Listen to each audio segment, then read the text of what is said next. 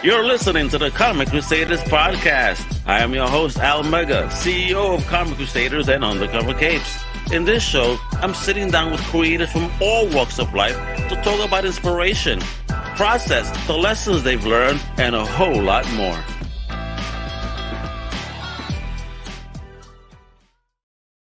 Hey, what man? This is your boy, Al Mega. Welcome to yet another brand new Comic Crusaders podcast.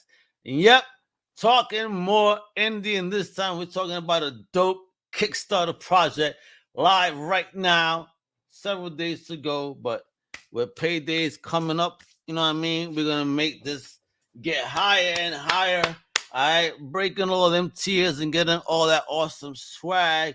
Let me introduce this amazing creative duo. One of them is a local homie from Mass that I be seeing at all the cons, you know, working his butt off, Mr. Keith Champagne, and his partner, Mr. Rich Stahnke. How you doing? Good. How about you? All right, we chilling, homie. What's popping? How you guys feeling? Man, that was like the Michael Buffer introduction of all introductions. I'm ready to roll. Well, please don't fight each other. Thank God you guys are on separate rooms because that probably would have had you guys pumped up. You know, Rich would win. We'll call it a draw. Yeah. All right, guys. Thanks for hanging out today. You guys got this dope project out on Kickstarter right now. New Pain 2-1, NPC Jump #1 and Undiscovered #1. But we're gonna get into that in a little bit because you know, Comic Crusaders love to know it's a good origin story for those that are unfamiliar with the creative forces that are being presented to them right now. So let me start. You know, Keith, I've seen you millions of times. I'm gonna start with the newbie in the CC. You know, that's a good move. Hey, Rich. All right, Rich, tell us a bit about yourself. Where you from originally, and a little bit about where you're originally from and the first thing you ever fell in love with in fandom. Oh, gosh. All right. Well, born and raised in North Carolina. I live outside of Charlotte right now. The first thing I ever fell in love with in fandom would be comics. You know, I was a toddler, not even could read, and I was walking around my house with comics in my hands, and my mom was great about reading comics to me and my older brother and buying us comics, you know, at the convenience store. So I credit comics with helping teach me to read with the pictures and the words together. You know, if the word horse is in the panel, it's a Western comic, and there's a horse in the panel. My little 4 or 5 year old mind could piece that together, and you know, I really do credit comics with helping teach me to read. So yeah, comics was my first and foremost love, and the only thing that even comes close is really I'm a big horror fan on top of that. But so it's comics and horror for me. Wonderful. Was there any particular character that you fell in love with, you know, as you started, you know, falling in love with the medium? Early on, I was like a Captain America fan. It was probably about the time 77 or so. I think Sal Buscema took over for Jack Kirby around 215, 220, somewhere in there as far as the issue numbering. Captain America, and then I randomly came across Claremont and Burns' X-Men. Just and fell in love with that. That became my go-to book. But then over the years, I've really gravitated towards Daredevil. Daredevil's become my hands down favorite character. Yeah, when it came to Captain America, for me, it was the Greenwald run. Mm-hmm. He introduced so many villains in the Captain America run. It's like, yo, much respect to that man. He expanded upon that rogues. Like no other, you know. I don't think he gets the respect he deserves. But a good shot. Those are great picks, man. Oh, exposure. So, but you saying you get an exposure? It was Mama, but you know, was it Mama that brought the first comic in the house, or how was it even in the house? Who was the reader? Well, that's a good question. I have an older brother. He's a couple years older, so it wouldn't surprise me if my dad or my mom, one of them, just bought the stuff randomly. You know, kids in the store wanting candy or something else. And we'll go grab a comic off the spinner rack. You know, back then it had been 20 cents, 25 cents tops. Yeah, when easy. It was yeah, easy investment to shut the kid up and give him something to take home. So like I said, I do remember my mom reading to me and my brother, but I remember walking around with what I considered my comics in my hands when I was, you know, not even school age. That's crazy. What about you, Keith? Man, for those just unfamiliar, Keith. I mean, for those not in the know or aware of your legendary status here in the Northeast. Uh, Yeah, so legendary. yeah, well, talk about a little bit about yourself. Where you from, OG, and of course, the first thing you fell in love with.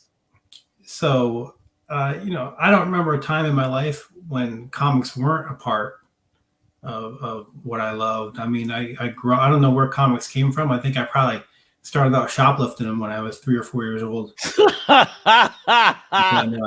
And, I love the honesty here. yeah, no, just I'd visit my grandparents, and there was a little store in the corner in Providence where they lived called Reds, and Reds had penny candy and comic books and magazines and stuff too. But I do think I liberated a couple of comics from Reds when I was a little kid. You know what? Well, Keith, I want to be honest with you here. I'm talking all this shit, but I liberated a few comic books myself. No, I think we all have at one point or another. But I mean, I just and then I remember talking to my uncle, like my cool uncle. I have a lot of good uncles, but like this one was my favorite. When I was around that same age, like 4 or 5 years You old. won't name them if you see that. Yeah, and he was telling me, we're talking comic books, and he was like, "Oh yeah, I love comics, man. Luke Cage is the best." And I was like, "I can't believe like this guy knows who Luke Cage is too." My uncle knows about this. Yeah, right. So that kind of reinforced to me that comics were cool, and I decided I wanted to grow up and be a comic book artist and writer, and so I did. But I read everything possible, like every Marvel, DC book, especially through the '80s, which were my prime, reading and collecting years. But I think that we had that in our time, Keith and Rich. That in our time, we're men of a certain age, and I think we had an access when it was still affordable.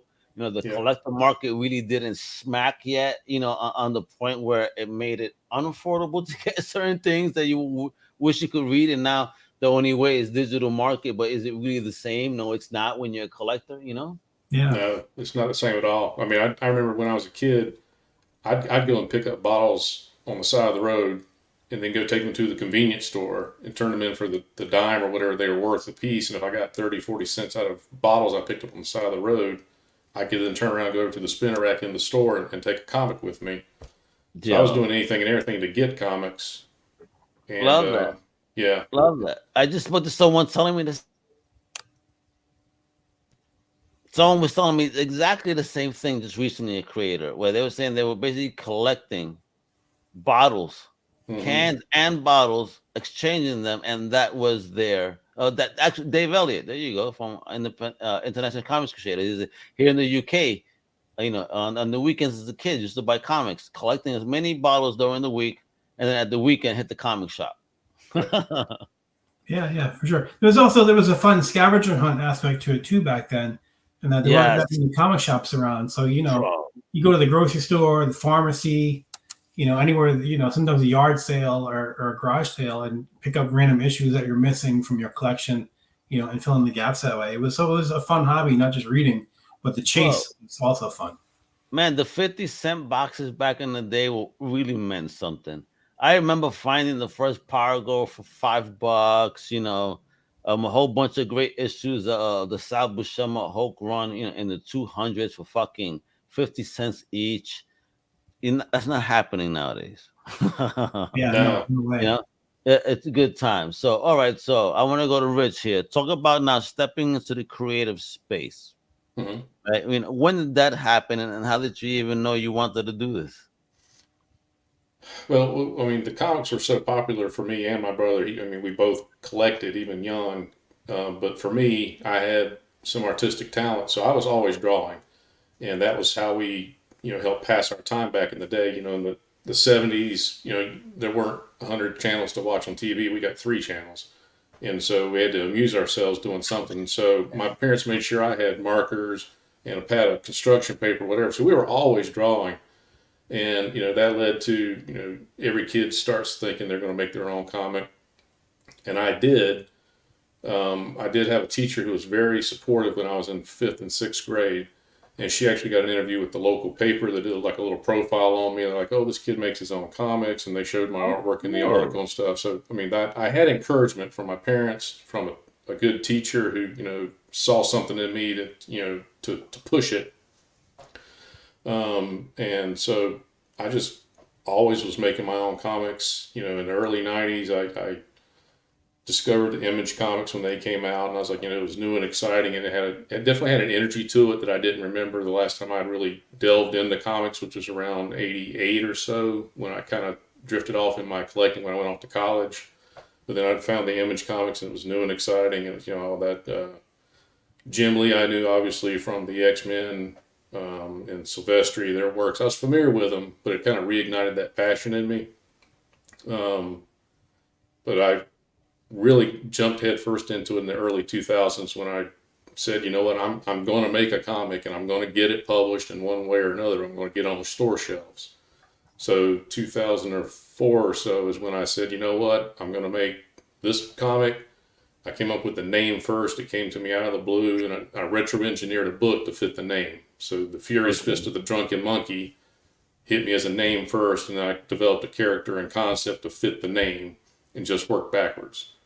And so I just started throwing whatever I could into the mix to make it, my intent was to make it fun, funny, and kind of an homage / parody of whatever was going on at the time.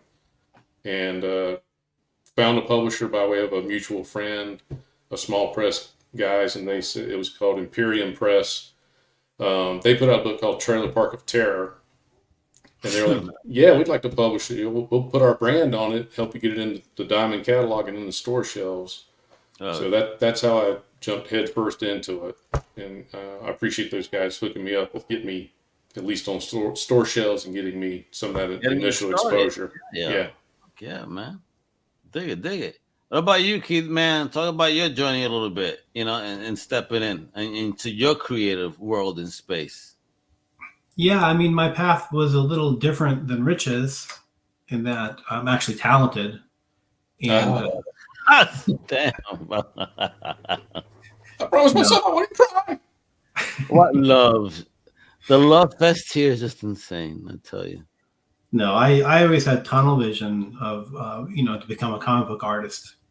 I was always a kid in my classes at school that was, drawing in his notebook instead of paying attention.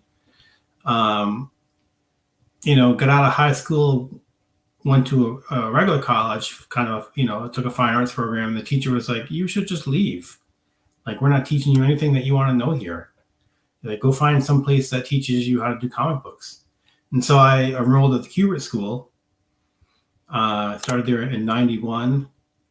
And my second year at the Kubert School, I started inking backgrounds and things for Tom Mandrake and for a guy named Ken Branch. Nice. And so, by the time my third year rolled around, I was working for Bob Harris in the X-Men office at Marvel. And I was actually paying the other kids in my class to do my homework because I didn't have time to do it all. Gangster, bro. So, kids were paying me to do reports, but you weren't one of my customers because you weren't in New York. Right? No, I wasn't even smart enough to pay someone for that. But, long story short, I worked at Marvel for about 6 months. And then right around the time I graduated from the Kubert School, DC more or less poached me. I was sort of like, they kind of grabbed me from Marvel and gave me monthly work and put me on a contract. What do you mean? When they poached you, what happened? They grabbed you in the subway, put you in a potato sack, and took you to the offices, and you're hired? Pretty much, yeah. And then there was some compromising pictures and things involved, too. Epa, oh, shit, bro. That champagne, is it talking about the champagne room, folks? Stories that can't be told. No, they can be told on this podcast, but this is the only place to tell them. No, so I mean, I worked at DC for almost exclusively for 25 years. Occasionally, I would cut around and write something else for someone else, or I would do an issue of What If for Marvel or whatever. But I always just DC was my home, and now in the past 5 years, I just sort of like I said, at Tomcat now, I just do what's fun and what's interesting, and I spend a lot of my time on these new paint books too, trying to build something else up. As you should, as independent creators, because this is, I think the independent creator golden age, if you will, because it's time for Big Two is failing. Everybody's looking for, what can I read? What can I enjoy? Because this medium is not going to die. It's not. It's a beloved medium. So, that is why we need creators like you to, create some brand new shit to keep us hooked like fish. I'm gonna bring it up in a moment, but this is what I need to know before we even continue here. It's a story of the promance. Talk about how you guys even met here, man, and as professionals and hooked up to start working together. So Rich was, he's a retired police officer. All right. And has become, a full-time artist now that he's retired. He actually arrested me at shoplifting comics when I was down in North Carolina. I told him I'd let him go if he gave me a job. Yeah. And some other stuff, but we'll talk about that. Yeah. Oh, shit. No, honestly, Rich and Rich started coloring through a guy, Andy Smith. I was doing a story for Heavy Metal Magazine with, and Andy brought Rich in to color that stuff, and that's where our relationship started. Was I thought he was a talented color artist, and he's a talented artist too. Don't get me wrong. Yeah. But it just kind of snowballed from there, where I would have things, especially as I started New Pain, I started getting stuff going, and I needed a good colorist. He was always right there on the spot for me, and has always done a great job. And was also a good guy and easy to get along with, and he works hard. So, what's not to like? Rich, is that how you remember it? For the most part, he dressed it up a little bit. But yeah, I mean, it was. He mentioned Andy. Andy lives here, not too far from me, and I got to know Andy through local shows here around Charlotte. Okay. And I randomly popped into Andy's house one day for something unrelated to comics, and he mentioned he had a story with Keith that was already had been approved, I guess, to go into heavy metal. And he said his colors that he was, I guess, planning on using had kind of flaked out, or he's having trouble getting hold of them. And so I said, I'll be happy to help you. It's only like a 12-page chapter. So I said, I could do that. And he made me try out, because he said he never really paid attention to my color work. And most of my books lately have been in black and white. I do the interiors are black and white and grayscale. Okay. So I did a couple of pages, tried them out, sent them to Andy. Andy showed them to Keith. And I guess, Keith liked them, so they brought me on board for that project that ran in heavy metal. And God bless Keith, he's been throwing me stuff here and there over the past couple of years. Oh, beautiful, man. So all right, talk about, so how many years is that now? Just about 2 years, right? Yeah. 2 maybe, yeah. Yeah. Oh, great. There you go. See how you build relationships, folks. See that? Yeah, it's who you know. Well, important thing for me, Al, and I've mentioned this in several interviews I've done in the past year or so, is I'm really making an effort not to work with assholes anymore. And so a guy like Rich that is very easy to get along with and is also very talented, like who wouldn't want to work with a guy like that? It makes it easy. It does. Like, I don't want the stress of working with large egos and small talents anymore. You know what? And let's talk about talent and your dope project. I just want to thank Spectrum for that every once in a while skip. So thank you, Spectrum, for shitty internet. I just want to mention I feel your pain. Yeah. No, I got Spectrum too. So before it does that again, let me show you guys the trailer to this Kickstarter that right now, look, let me get into it. 21 days to go, baby, with a wonderful 83 backers. Wow, a big salute to you guys to support independent comics in that level. Much love and respect. Now, pledge out of a $3,800 goal. Wepa! The big homies at $3,889. The project is funded. But folks, with 21 days to go, let's make that up to 10 times. All right. We have 3 paydays to go. So, this 21 days is 3 weeks. So don't bullshit me. Somebody's getting paid in one of these 3 weeks where you could throw in some money and support an amazing independent project. You know what? I'm going to show you why. Let's take a look.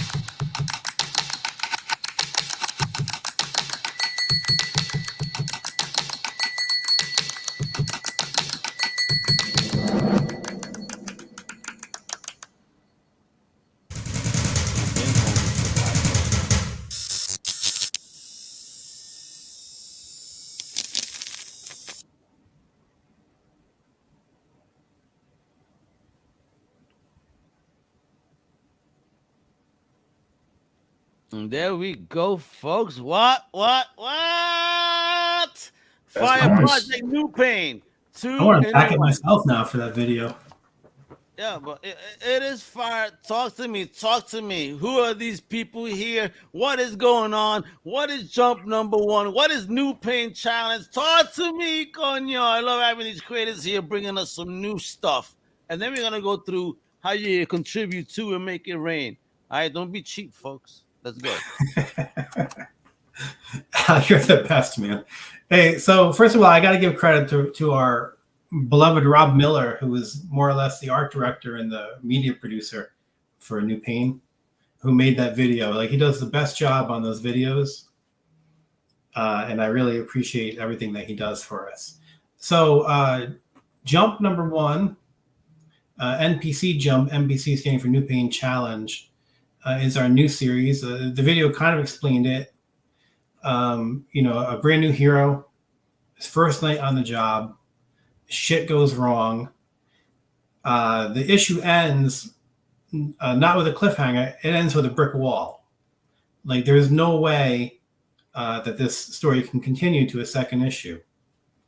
And the challenge part that we're talking about here is that throughout the issue, there are clues, there are hints, there are red herrings and misdirection as to how this book is going to continue. And there's an email address set up. It's printed on the inside front cover of the book. And we want the readers to play along. Like, you put on your detective cap. If you submit the right guess, if you're the first one with the correct guess of how we're going to keep this thing going, then they're going to become a speaking character in the second issue of the book. Oh, word? So that means that if I get in there and do this, you might have a character screaming "Whip out" before they get killed. Yeah. All right. Thank you. Yeah. Love the honesty. It's an attempt to do an interactive comic and have some fun with the readers. Ooh. And also, just approach it in a way that's a bit different from a regular, superhero book. And talk character. Who it is? I love the art, man. So cool. Yeah. So the layouts are by a guy named Carlos Reno, a foreign artist, and then I do the finishes, and then Rich does colors. And wonderful. It's a good looking book. I think. How did you find Homie? How did I find Carlos Reno? Yeah. So I was looking for an artist, a layout artist, and I went to Joe Prado, who was an inker for DC, but also is an agent for artists, especially foreign artists. Yeah. And he gave me some samples of different guys, and I really loved Carlos's stuff. And so I hired him on the spot, basically. Oh, fire. He ain't no pain. I mean, look at this. Do you blame him? Look at this. Yeah, he did a great job, Yeah. So this is one of our variant covers by Pat O'Leaf of Marvel and DC. He's doing Star Wars stuff right now for Marvel. Just did a Secret Wars book for Marvel that's coming out soon too. Oh, where? Damn. And then obviously the armor here is very reminiscent of Iron Man's silver and red armor, which I always liked that design as a kid. Yeah, this looks more like the Bob Layton, right? The late 80s one, not the 70s one, right? Yeah. I like the 70s one with the round circle and the golden arms. That's the one I like. That's the one I grew up on. I'm also very fond of this color scheme when they did that silver Centurion armor. The silver Centurion, there you go, yeah. So I was like, hey, let's color it like that. He looks so boxy, though. When I saw that design, Iron Man reminded me of a Volvo. And the other suit, he was like a Ferrari, man. For real, like you went from a Ferrari to a Volvo. I never really I like the stories within Silver Centurion, but I never liked the suit look. I don't know. That was just me. Yeah, and then of course Rich colored that cover right there too. By the way, all the you see here is Rich too. The coloring is killer though. That's for fucking sure. Fuck yeah, bro. And I love that whole 90s look, the scar, you know what I mean? The core. It's all, I mean, this is comics to me. This is where the fun is at. Super. Look, who does your lettering? I love that. The differentiation. I do lettering, actually. Oh, epa, look at you, bro. And so, why the differentiation instead of keeping it all black and white? Why homie got that the red or orange letters, if you will? Well, when I'm writing his dialogue and I'm lettering it, I like to kind of imagine that he has a timbre to his voice, kind of a mechanical timbre, and then I just color matched it to his suit more or less to try to give it some, some consistency, but just to make it feel different from the other lettering. And look at this page right here. Look at the panel usage, cinematic, eye candy, motion, wordplay. You get to see everybody, and in your head, it will run through like wordplay. And this is Bam Bam. Kind of, right? I'll say a grown up Bam Bam fucking around with alien gorillas. Holy crap! But what's going on here? I love this. Yo, variant cover by Freddie Williams III. Word, you got Freddie Williams to do a cover? Yeah. What? That's a good looking cover. Freddie's what a great dude Freddie is. And then Andrew Dalhouse colored this one. Does a really great job over Freddie's ink wash stuff. Yeah, bro, this shit is fucking sick. Jesus. Yo, murder. Yo, yeah, I was looking at this and I was thinking to myself when I first saw the cover, I don't blame homie's eyes falling out. Yeah, so this is the cover to Uncovered #1, which I haven't really talked about yet.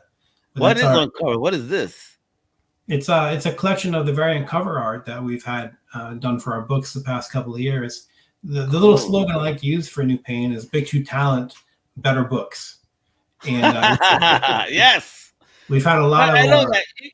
Crete just went. See, this is why he's a champagne man, yo. I could see him in the champagne room drinking champagne, talking to Marvel, DC.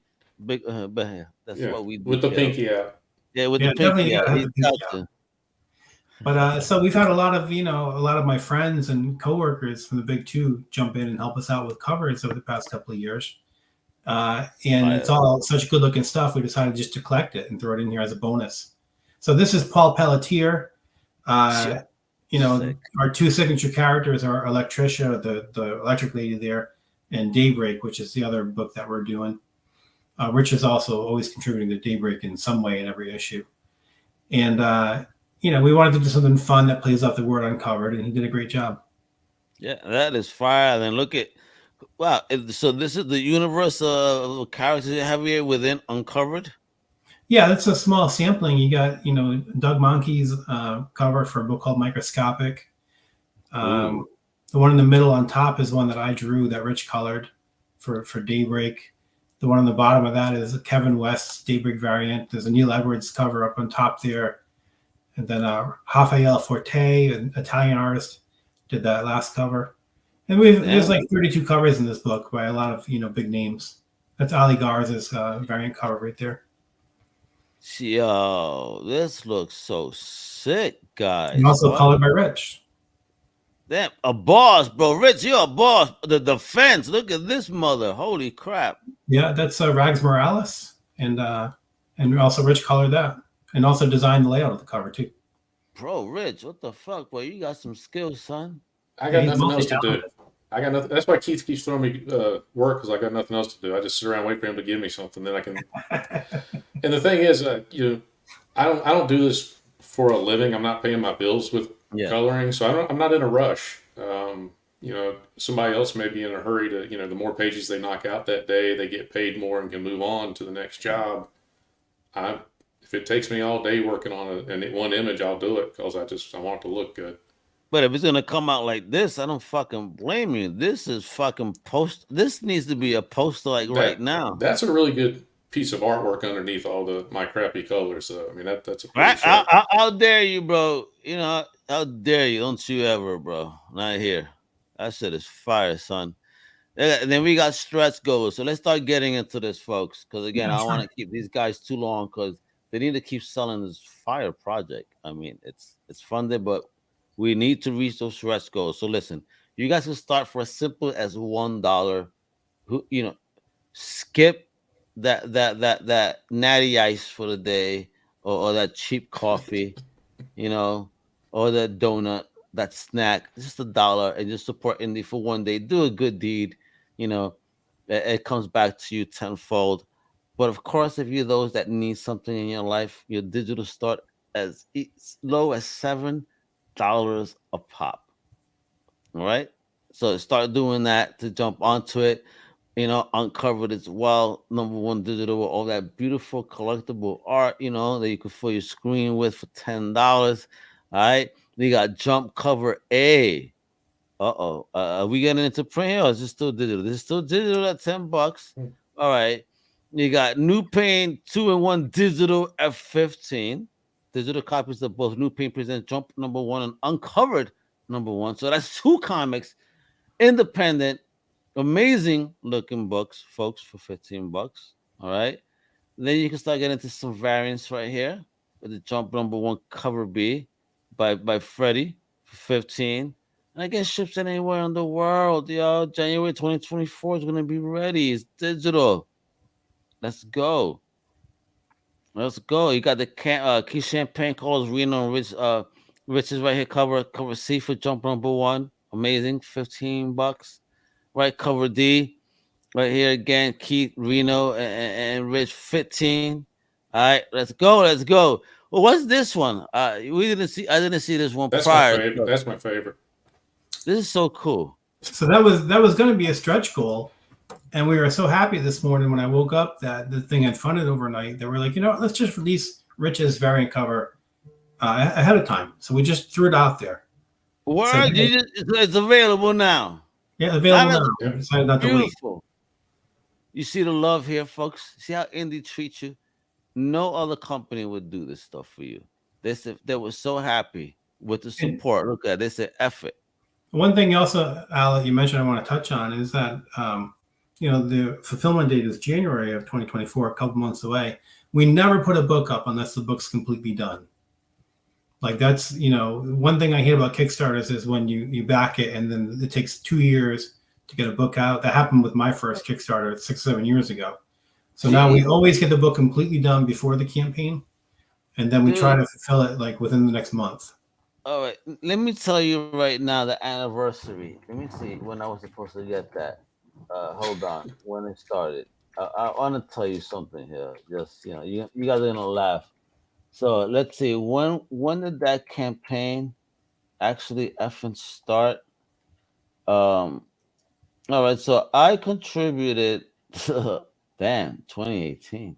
I contributed to. Oh shit! It is 10 years now. 10-year anniversary. I am still waiting for Rob Liefeld's Brigade #1 from Kickstarter. 10 years later. Yeah, 10 That's years. Crazy. And I think that I kind of keep tabs on that a little bit, that project. And I think he has fulfilled copies to some people. But I've never seen an image. He claims this. I've never seen an image.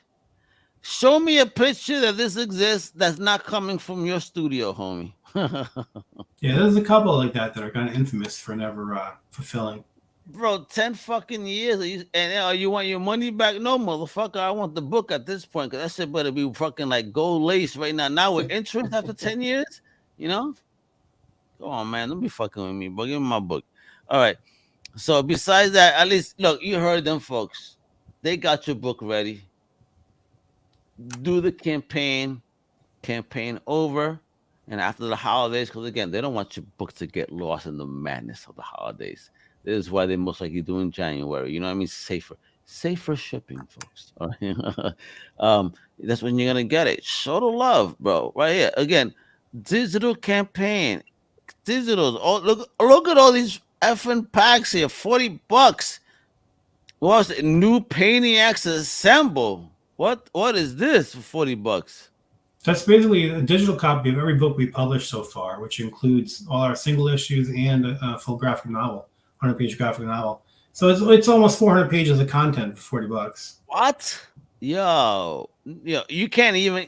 There's no graphic novel in the world you could buy right now with that much content that will only cost you $40. Doesn't exist. I better jack the price. Not consider omnibuses that cost $100. I'm not giving you ideas, Keith, to up the price. You are. Yeah, I'm going to just double that price right now. Better jump on a quick. Oh, man. Folks, I'm sorry. That was my fault. These people in masses, the way, they're like, yo, I'm going to do it like this. Nah. See, this is why you got to grab it now before that happens. All right? Make it happen, folks. Support, support, support. Then you got NPC Jump for all 4 cover editions. If you are a collector on that level, that you got to have them all like Pokemon, this is for you right here. Fuck yeah. Then we got the new paint. Yo, who's the cover model there, bro? What happened there? That's my partner in New Pain, Tom Nguyen. Oh, where? And I just we took his face and we put it on some skinny little girl's body and added the T-shirt just to I like to rib Tom with different things that we do. Oh, say that's so cool. I mean, how did he feel when he saw that image? Oh, I no comment. It was a fun time, I'm sure. All right, there we go. The Remarkable Jump. What is this? Yeah, these are remarked versions. I'm doing I've limited this with 10 remarks. Oh, so cool. Some of those have been picked up already. There are more new Painiacs assembled, which is a limited quantity. Our complete library available to 10 of you. Yeah, so those are the print versions of our books. Oh, ooh, you hear that, folks? And jump over to the store. What are we talking about here? That's the retailer level. Hey, so you talking about some print copies of this bad boy now? Yeah, you can stock your. If you got a comic shop, you can stock up right here. It's 60% off cover price, I think. For all so 5, 10, 15 books right here. Different titles, great looking covers for $1. I love when you guys do retailer campaigns, man. And thank you to that one retailer thus far that has jumped on to show the love. Again, I know shops out here in Mass that definitely will be jump over this type of stuff. What are you guys doing in regards to retailers and trying to show off this particular level? Because again, with these type of covers, this is shelf porn. I mean, what's going on? Is it difficult to access stores or what is it? I find it difficult to access the retailers. I mean, I know a bunch, and I try not to hit up the ones that I know. I don't want to be like that guy, like, oh hey, come look at my campaign. Yeah. But so it's hard. A lot of guys don't like. A lot of retailers don't like to support Kickstarter. I'm not sure why, but every once in a while, one will jump in. They don't want to accept that as one of the new distribution models. That's all. It's just well, it's Kickstarter direct to consumer. Maybe it's competition for them. I don't know. Well, but you're offering retail levels. I mean, how the fuck? I mean, you're helping them too. To offer it in their shop. I mean, again, of course you gotta sell books at a con. What's the problem here? I mean, if a shop says they support indie and they ain't buying retail level from indie, then they don't really support indie. They're bullshitting. In my opinion, if I had a shop, there's a shop in New York. I forget the name of it, but they only stock indie, and they will only order Big 2 for those that have it on subscription level, but will not stock it on shelves. That's awesome. I think that's short-sighted. Huh? Yeah. You think that's short-sighted? I think that's a good thing for indie. Oh, I'm sorry. I misheard you. I apologize. My phone was ringing at the same time. You got it backwards. Yeah. Yeah. What I'm saying is, they stock indie on the walls, right? And subscribers that want Big 2, they'll get the Big 2 books, but only for subscribers and won't stock Big 2 on the walls. They only stock indie on walls. I like that a lot. So I had that completely backwards. I'm sorry. Yeah, that's what I'm saying. Smart. That's the way to do it, I feel. Because again, everybody wants their Big 2 book. That's an entry point. Those are familiar characters. So let me offer this, but listen, I'm not going to put it on the wall because it's you guys that are the future that matter, because you guys are doing stories that, well, collectors are actually buying. Yeah. Let's get real here. I mean, that's really good for that shop. I mean, I had some work up here in an independent publisher. Over the past year, I've had some stuff with them, and I went into my local comic shop here in Charlotte. It's a good size shop. It's a big shop, and I was like, "Hey, do you guys have comic book X?" And they're like, "No, we don't even carry anything from that company unless it's pre-ordered or special orders." Wow. and it's a pretty well-known company. And I was like, oh, well, okay. But that's the shops. I mean, who do you blame there? Is it the shop? Are they being lazy? They just want to go to one source. So let me get my shit here. This is what I'm saying. There's very few, far in between, of real shops that support independent creation and creators at the end of the day. Because I know, at least, I'm going to shout out my man Jay, Rubber Chicken Comics. Anytime I visited his shop, he had a wall full of indie comics. I mean, indie. Not no fucking label to like, local, and stuff like, this is love. This is what you're supposed to do. And stocking it, in the same area as where the big twin premiere is, standing it side by side, again, showing the respect and love that indie creators should be getting, especially when they have a quality book.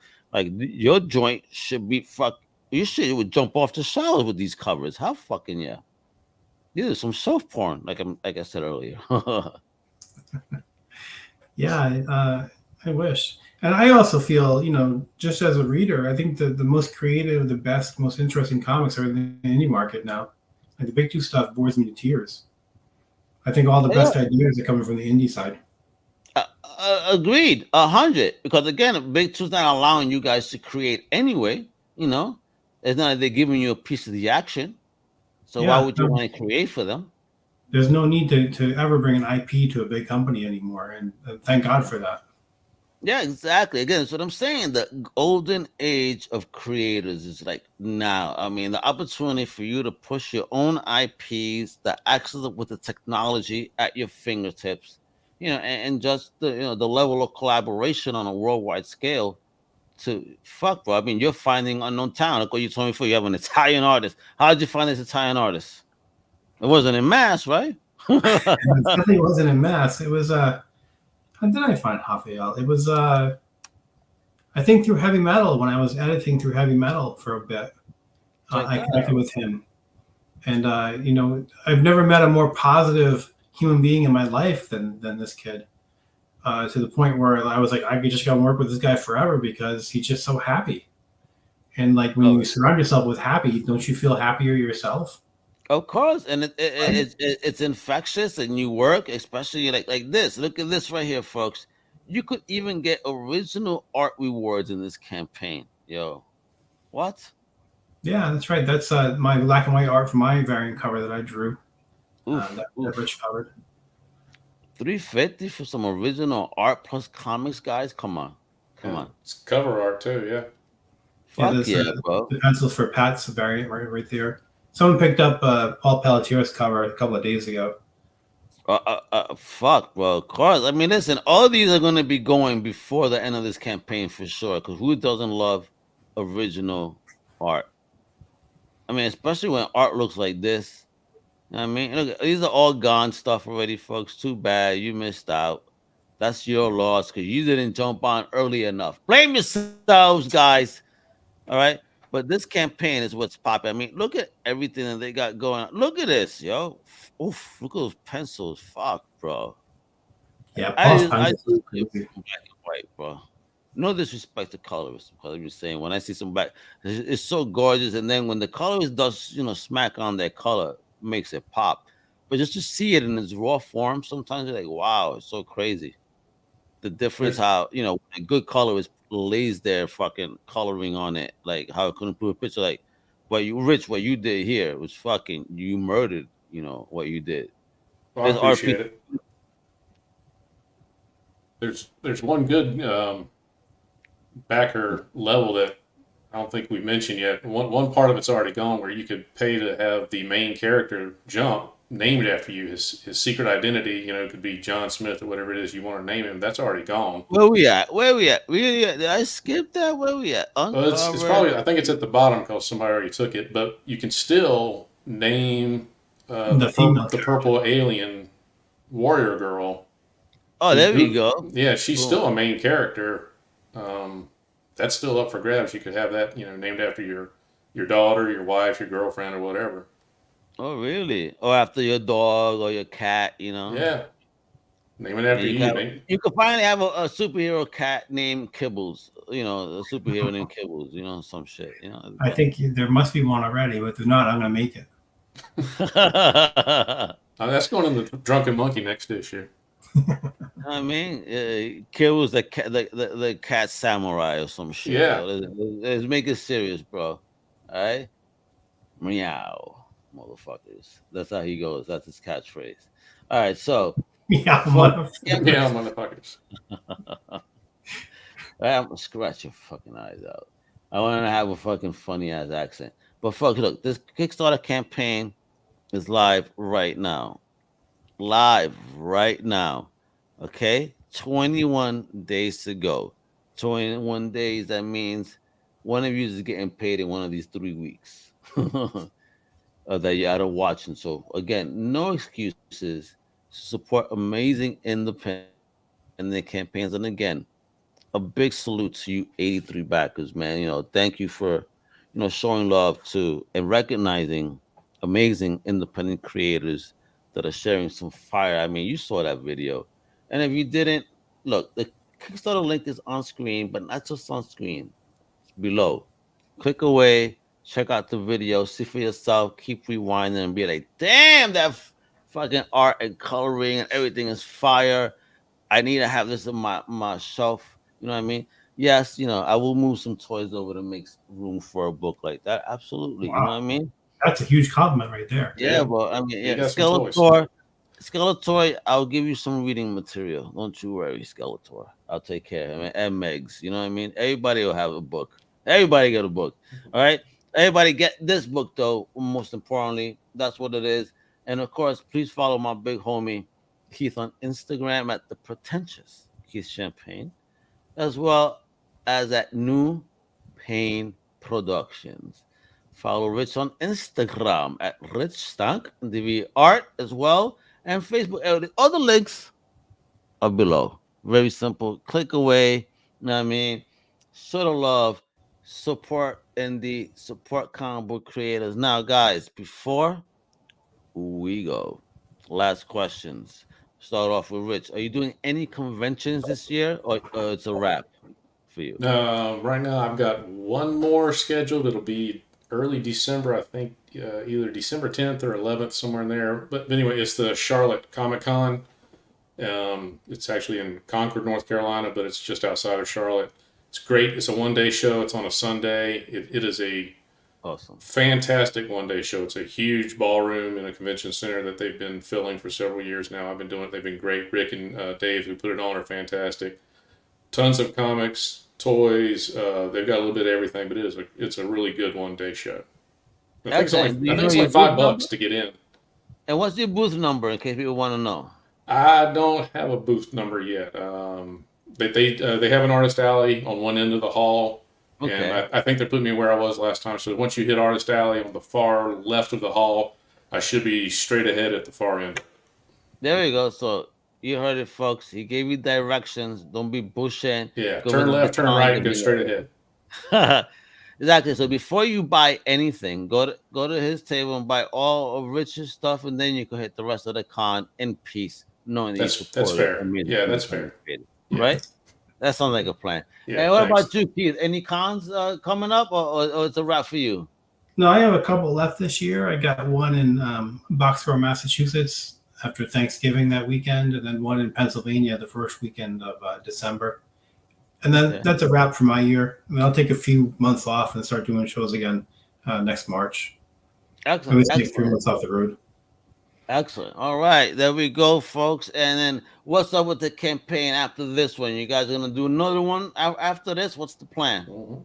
Yeah, in January, the double-sized conclusion to my project Daybreak is gonna hit Kickstarter. It's gonna end up being probably about 62 pages altogether for the final issue in terms of pinups, a backup story, and then the 48-page main story. And everyone that's read Daybreak loves Daybreak, and I'm excited to get the conclusion out there and people can get the complete story. Excellent. I can't wait to, guys. You guys are murdering it. Dope project. Everybody support indies, support this fire project, support these individuals. You already heard where they're going to be at. If you didn't listen, just rewind. Right after this is done, just rewind again. and listen where they're gonna be at. Get them signatures, get everything, and don't just support them. Of course, after you see them, go support the rest of those aisles and those amazing independent creators, and check out what they got going. Because again, indie is where it's at, mi gente. All right.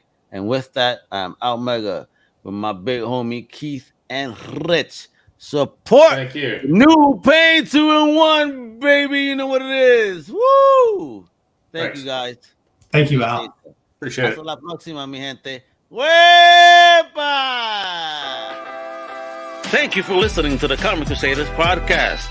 If you like the content, please subscribe and turn on notifications. Also, please visit ComicCrusaders.com and our extended podcast family over at UndercoverCapes.com. And also, make sure to download the Comic Crusaders app on the Google Play Store today.